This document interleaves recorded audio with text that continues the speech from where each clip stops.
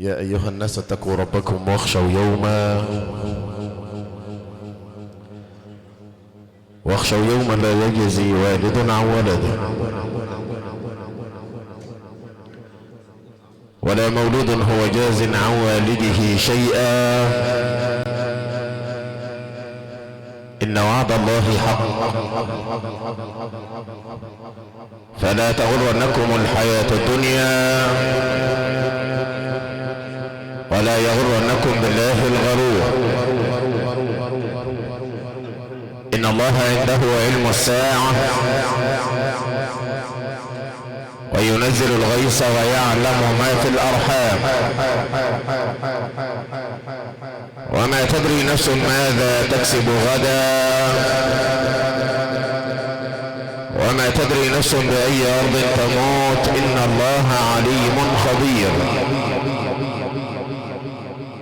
وهنا قال القائل مشيناها خطا كتبت علينا، ومن كتبت عليه خطا مشاها، ومن كانت منيته بأرض فلن يموت بأرض سواها. وكما بدأنا نختتم وختاما لهذه الليلة القرآنية العطرة التي نكرم فيها فقيدة عمام عائلات أبو الحج علي والوفائي، أسأل المولى تبارك وتعالى أن يتغمدها بواسع رحمته، وأن يلهم أهلها الصبر والسلوان،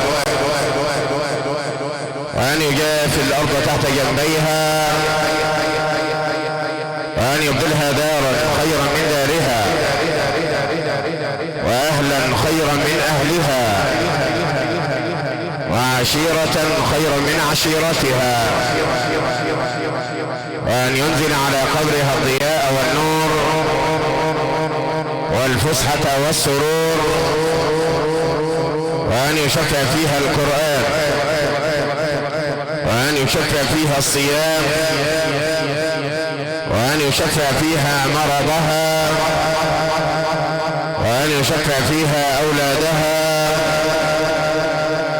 وأن يجعل هذه الآيات تتقاطر عليها في قبرها بردا وسلاما، آمين يا رب العالمين. وأن يجعل هذه الليلة أسعد لياليها في قبرها، آمين يا رب العالمين. آيات بينات يقول فيها الحق جل وعلا: إن الأبرار لفي نعيم على الأرائك ينظرون تعرف في وجوههم نظرة النعيم يسقون من رحيق مختوم ختامه مسك وفي ذلك فليتنافس المتنافسون. آيات بينات يتلوها علينا ذلكم العلم القرآني الشهير فخر قراء جمهورية مصر العربية، تميز بجمال صوته وروعة أدائه أحكاما وتلاوة وتجويدا، جعل له مدرسة خاصة تقلد ولا يقلد، فضيلة القارئ الشيخ السعيد السيد حمودة قارئ مصر والعالم الإسلامي واعظ النقابة العامة للقراء والمدرس في الأزهر الشريف والمقيم بمركز ومدينة صالح الحجر، فليتفضل فضيلته مشكورا، داعين له المولى عز وجل بالسداد والتوفيق، ولي ولحضراتكم حسن الاستماع، كما يدعو المولى تبارك وتعالى ألا يبخل علينا بما من الله عليه من جمال في الصوت ودقة في الآداء، فليتفضل فضيلته ليمتع القلوب والأرواح.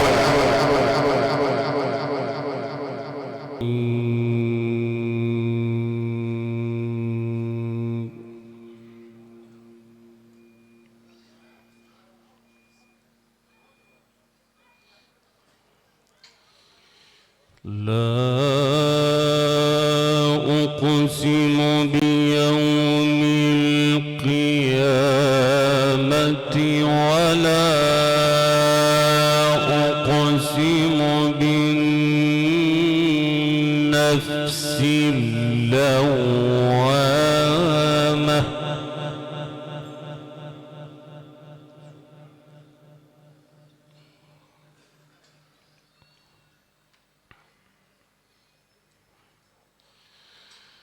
أيحسب الإنسان أن لن نجمع عظامه بلى قادرين على أن نسوي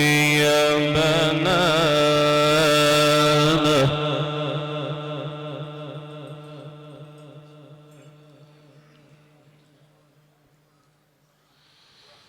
بل يريد الإنسان ليفجر أمامه يسأل أيان يوم القيامة فإذا برق البصر وخسف القمر وجمع الشمس والقمر يقول الإنسان يومئذ أين المفر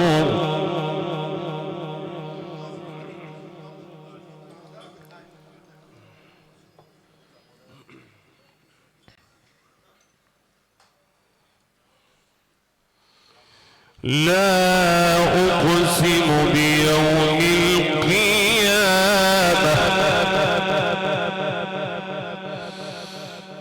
لا أقسم بيوم القيامة ولا أقسم بالنفس اللوامة أيحسب الإنسان أن لن نجمع عظامه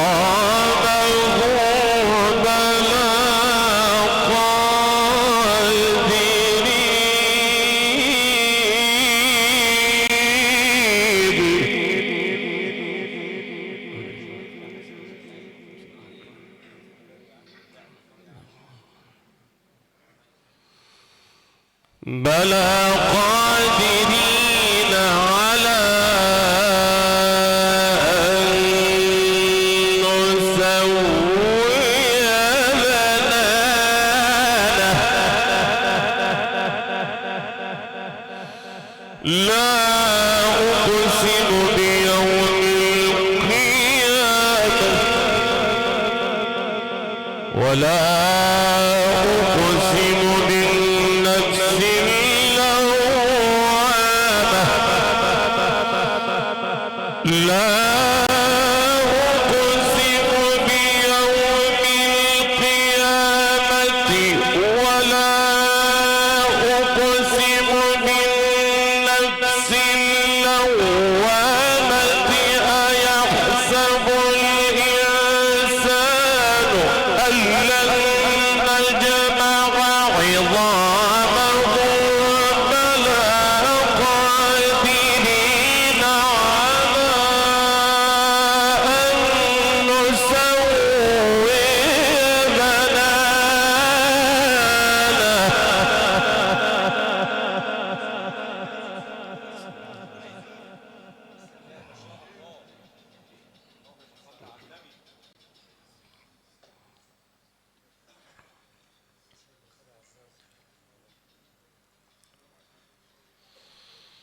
لا أقسم بيوم القيامة ولا أقسم بالنفس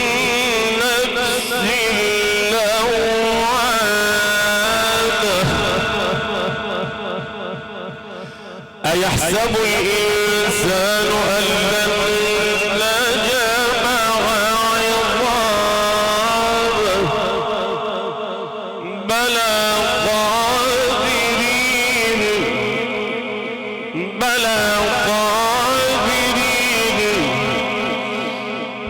لا أقسم بيوم القيامة ولا أقسم بالنفس اللوامة أيحسب الإنسان أن لن نجمع عظامه بلى قادرين على أن نسوي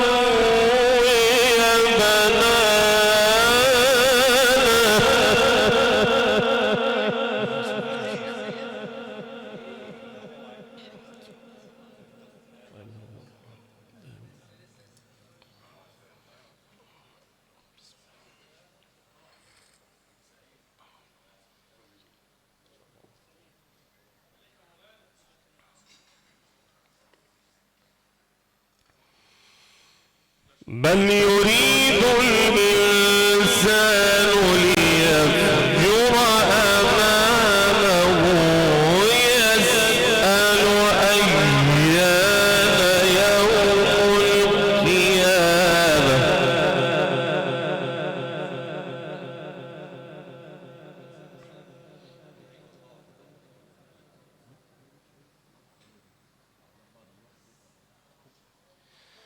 يسأل أيان يوم القيامة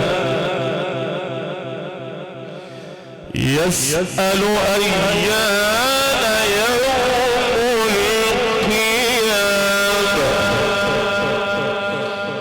يسأل أيان يوم القيامة فإذا برق البصر وخسف القمر وجمع الشمس والقمر يقول الإنسان يومئذ أين المفر كلا لا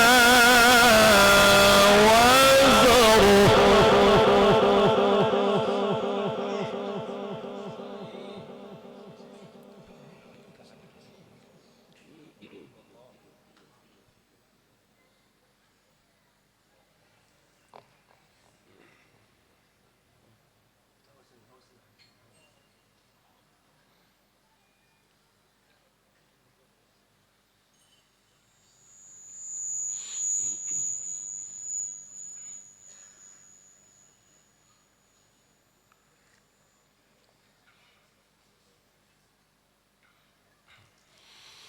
يسأل أيان يوم القيامة فإذا برق البصر وخسف القمر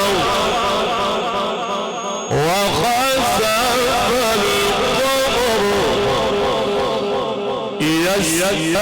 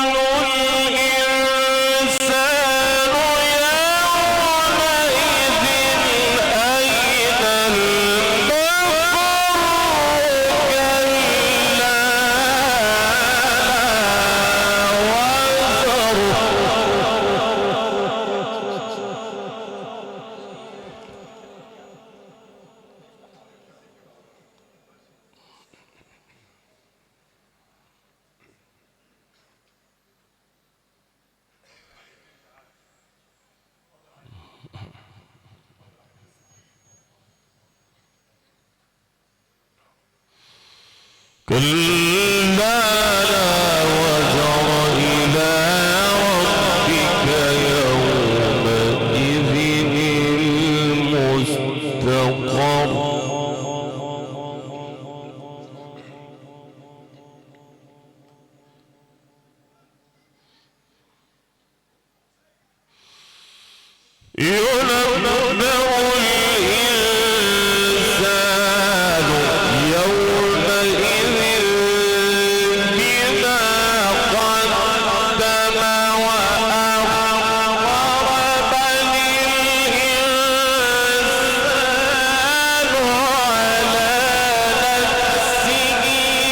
بصيرة ولو ألقى معاذيره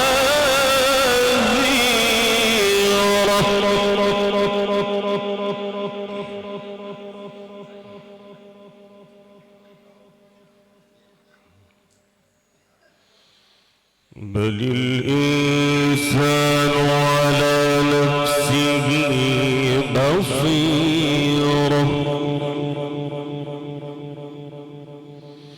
ولو ألقى معاذيره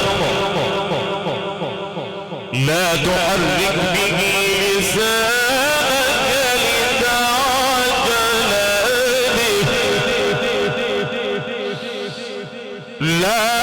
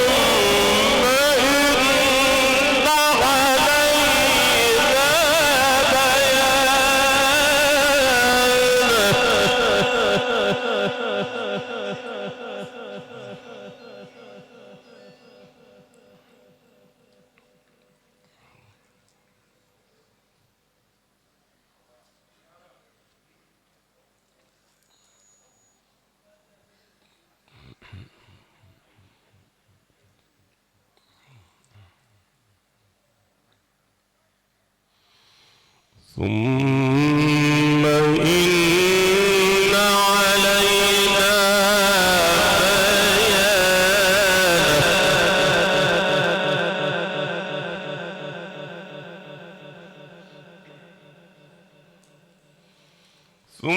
ثم إن علينا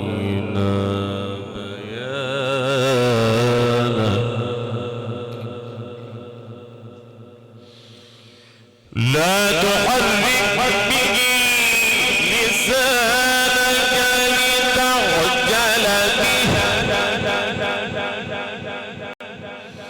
لا تحرك به لسانك لتعجل به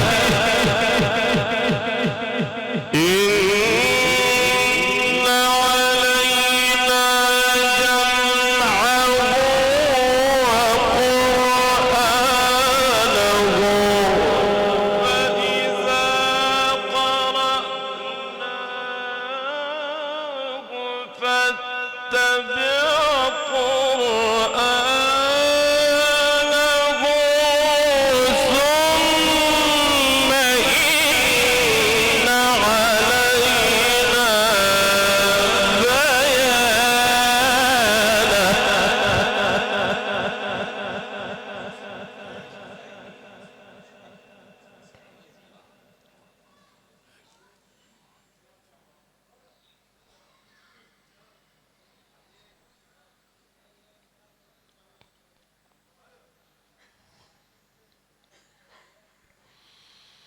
كلا بل تحبون العاجلة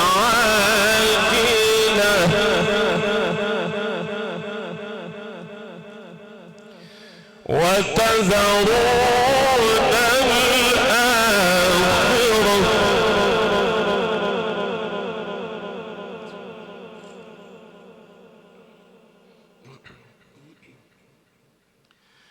كلا بل تحبون العاجلة كلا بل تحبون العاجلة وتذرون الآخرة وجوه يومئذ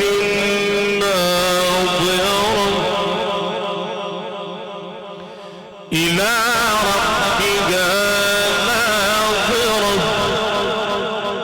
إلى ربها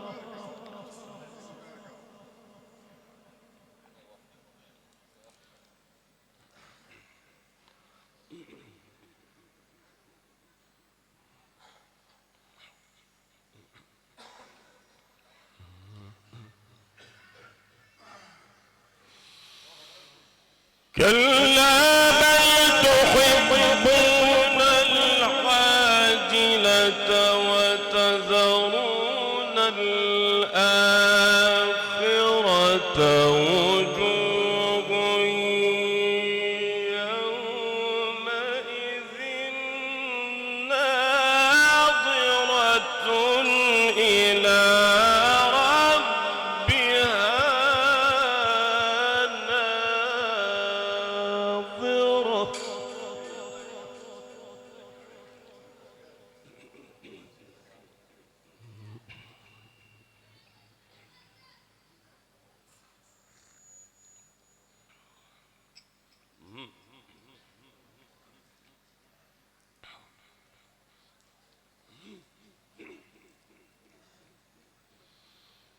ووجوه يومئذ باسرة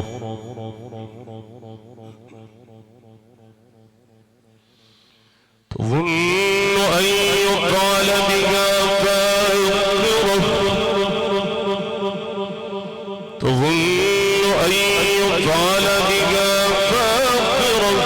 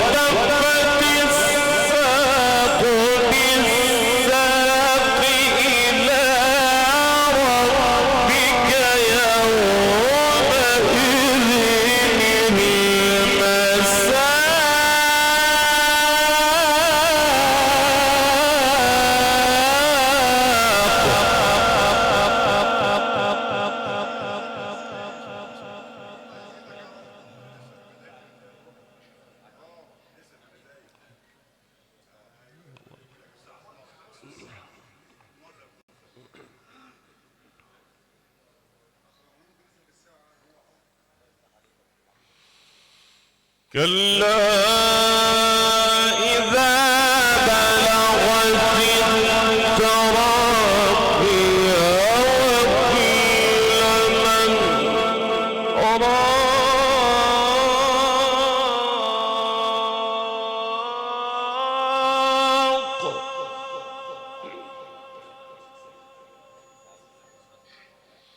وظن أنه وظن أنه الفراق كلا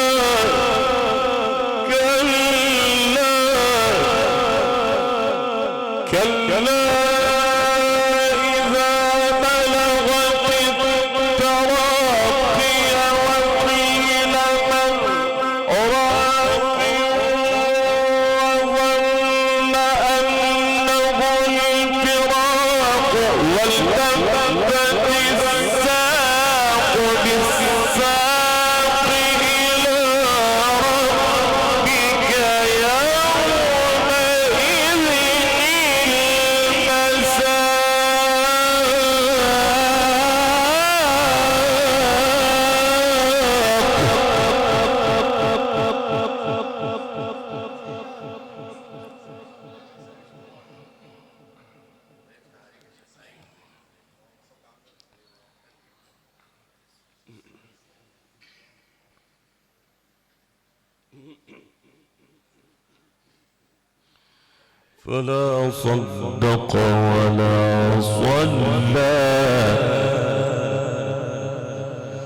فلا صدق ولا صلى ولكن كذب وتولى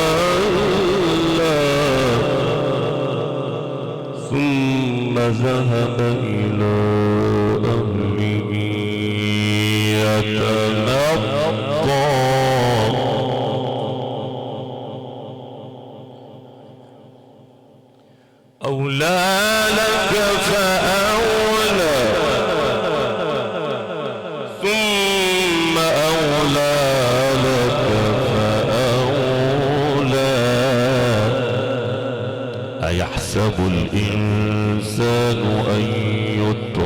سدى ألم يكن نطفة ألم يكن نطفة ألم يكن نطفة ألم يكن نطفة من مني يمنى ثم كان علقة فخلق فسوى فجعل منه الزوجين الذكر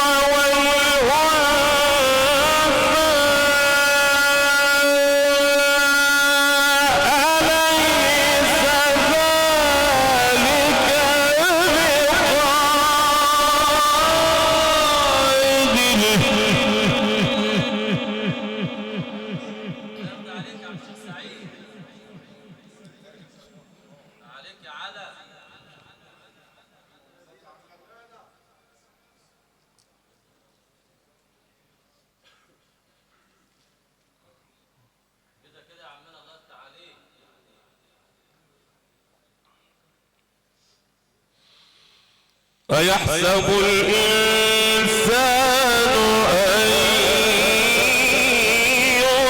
يترك سدى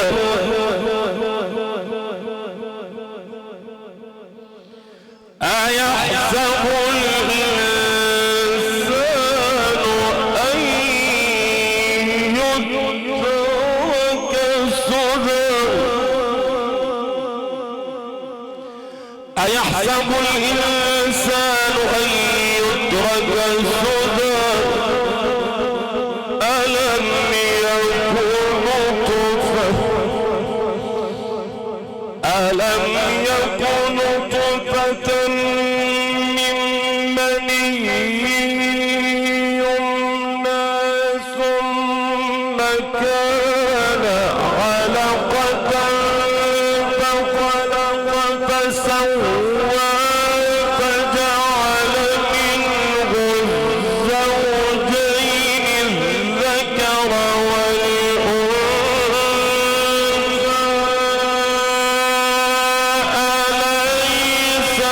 أليس ذلك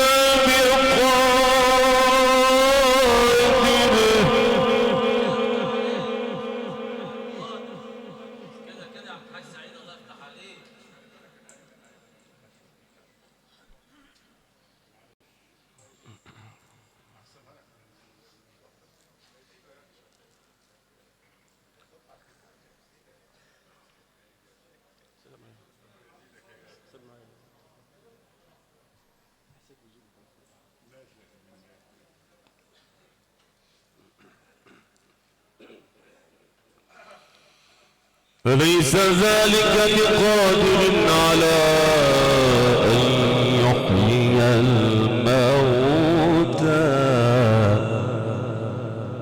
ألم يكن نطفة من مني يمنى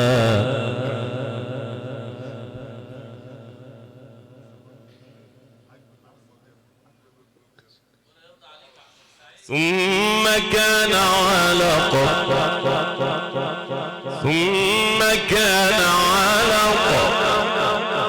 فخلق فسوى ثم كان علقة فخلق فسوى فجعل منه الزوجين الذكر والأنثى أليس ذلك بقادر على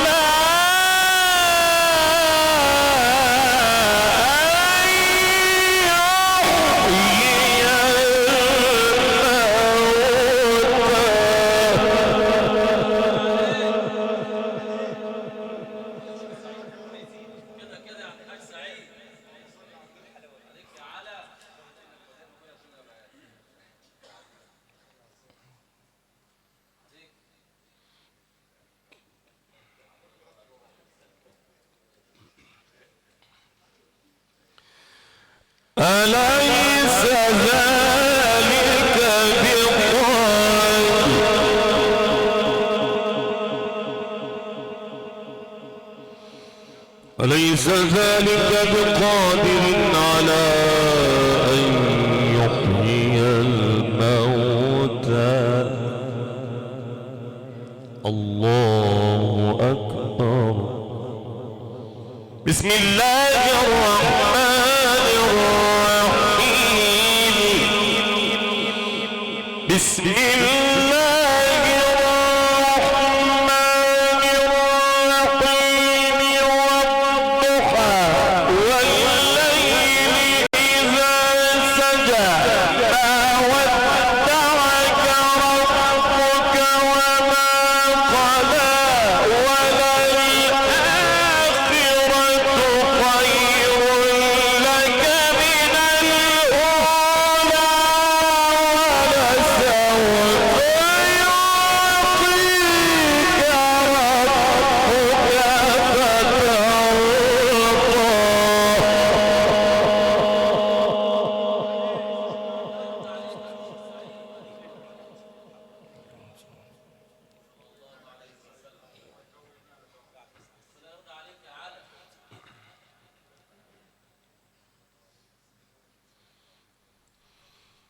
ألم يجدك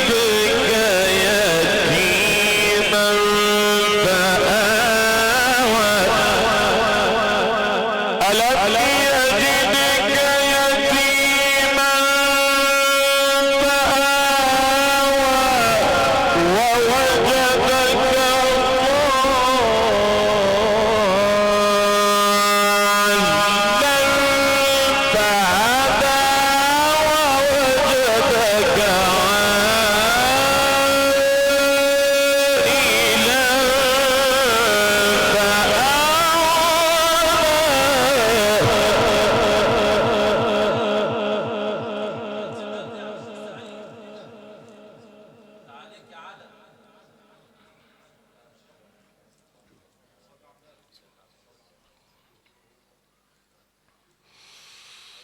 ألم يجدك يتيما فآوى. ألم يجدك يتيما فآوى ووجدك ضالا فهدى ووجدك عائلا فأغنى. فأما اليتيم فلا تقهر. فأما اليتيم فلا تقهر وأما السائل فلا تنهر وأما بنعمة ربك فحدث. فأما اليتيم فلا تقهر. فأما اليتيم فلا تقهر. فأما اليتيم فلا تقهر وأما السائل فلا تنهر وأما بنعمة ربك فحدث. الله أكبر. بسم الله الرحمن الرحيم. ألم نشرح لك صدرك.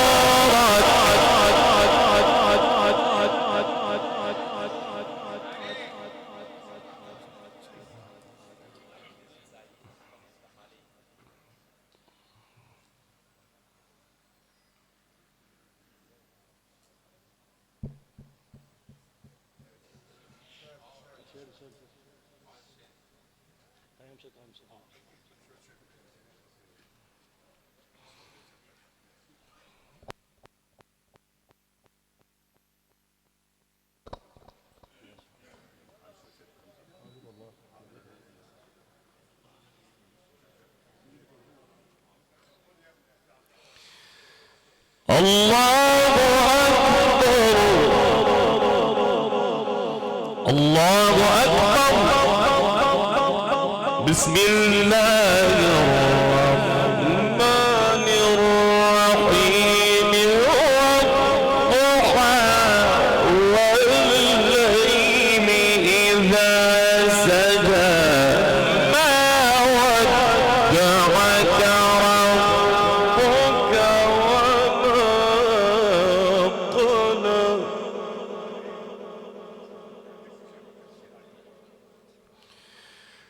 ما ودعك ربك وما قلى.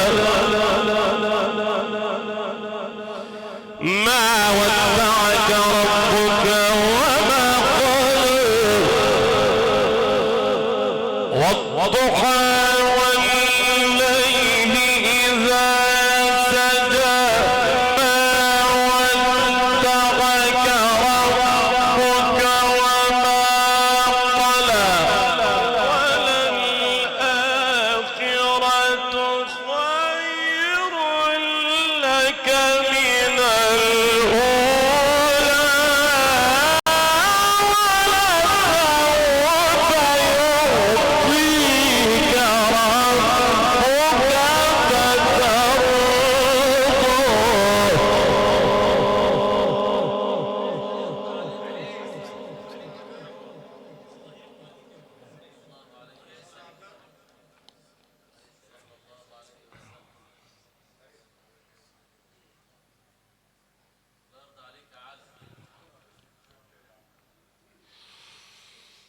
ألم يجدك يتيما فآوى ووجدك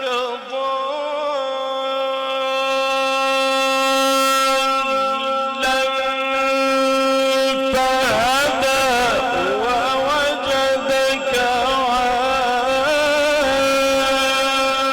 عائلا فأغنى.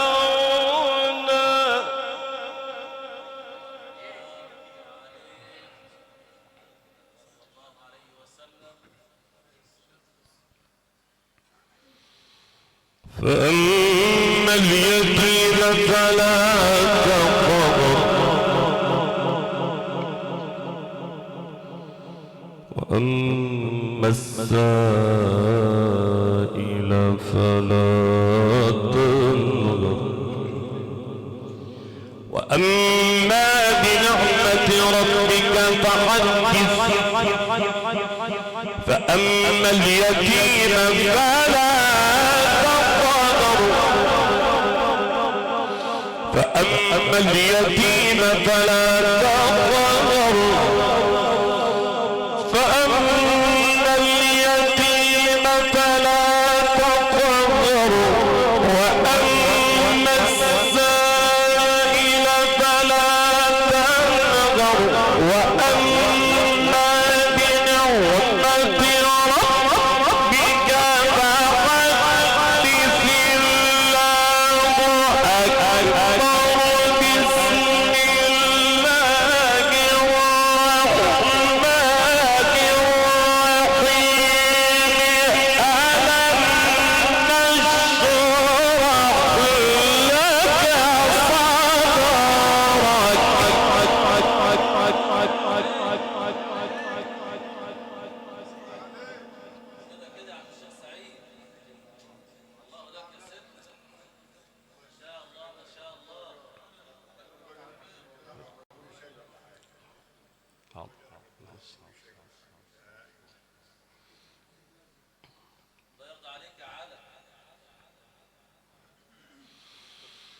ألم وأما بنعمة ربك فحدث. بسم الله الرحمن الرحيم. ألم نشرح لك صدرك.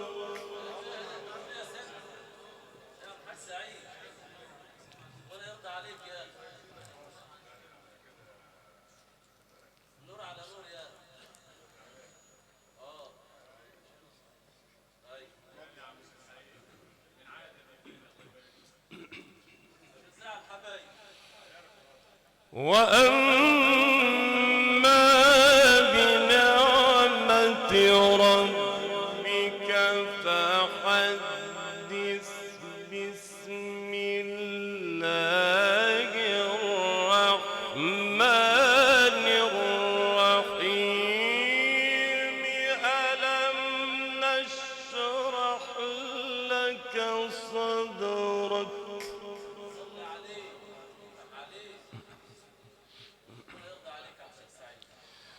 ووضعنا عنك وزرك الذي أنقض ظهرك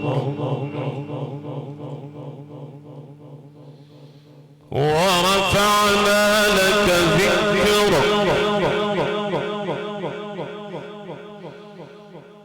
فإن مع العسر يسرا إن مع العسر يسرا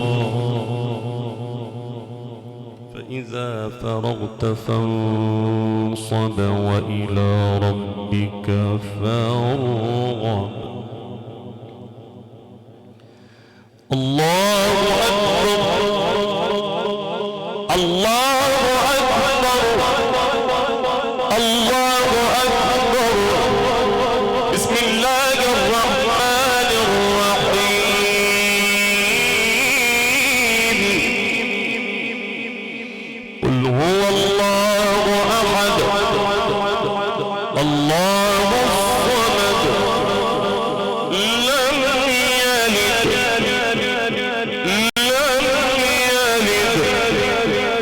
ولم يولد قل هو الله أحد الله الصمد لم يلد ولم يولد ولم يكن له كفوا أحد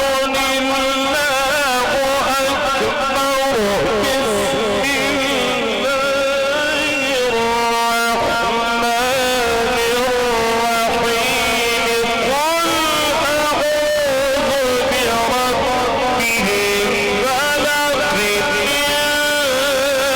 شر ما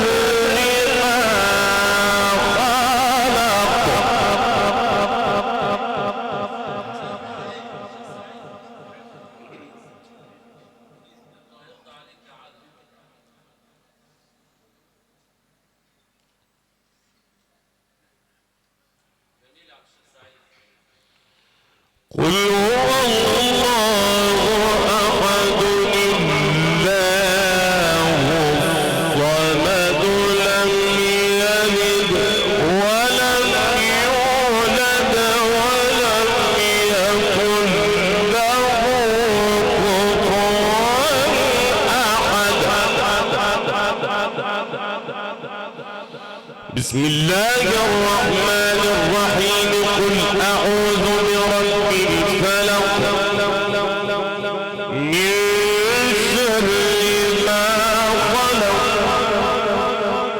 قل أعوذ برب الفلق من شر ما خلق ومن شر غاسق إذا وقب ومن شر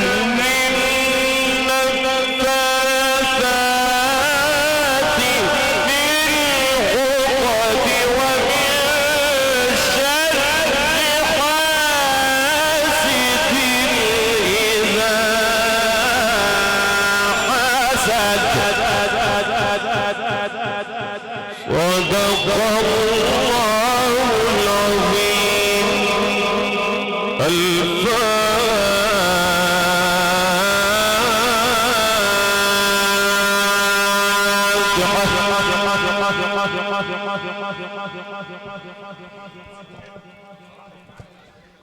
الحمد لله رب العالمين الرحمن الرحيم مالك يوم الدين إياك نعبد وإياك نستعين اهدنا الصراط المستقيم صراط الذين أنعمت عليهم غير المغضوب عليهم ولا الضالين آمين كانت هذه تلاوة قرآنية عاطرة ختاما لهذه الليلة القرآنية المباركة.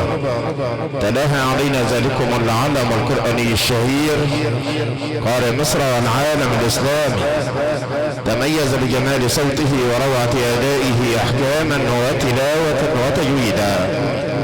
فضيلة القارئ الشيخ السعيد السيد حمود قارئ القرآن الكريم وعضو النقابة العامة للقراء والمدرس في الأزهر الشريف والمقيم بمركز ومدينة صان الحجر.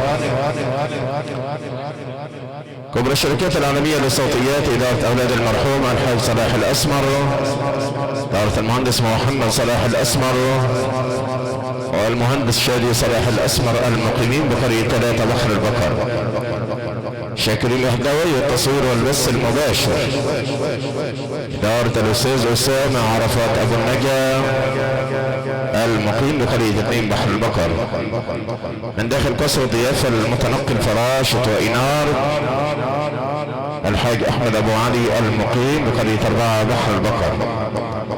قام معكم بواجب الضيافة والخدمات الفندقية المتميزة مجموعة بوفيات أولاد الفاقوسي، إدارة المتر عبد الله جمال الفاقوسي المقيم بقرية 4 بحر البقر.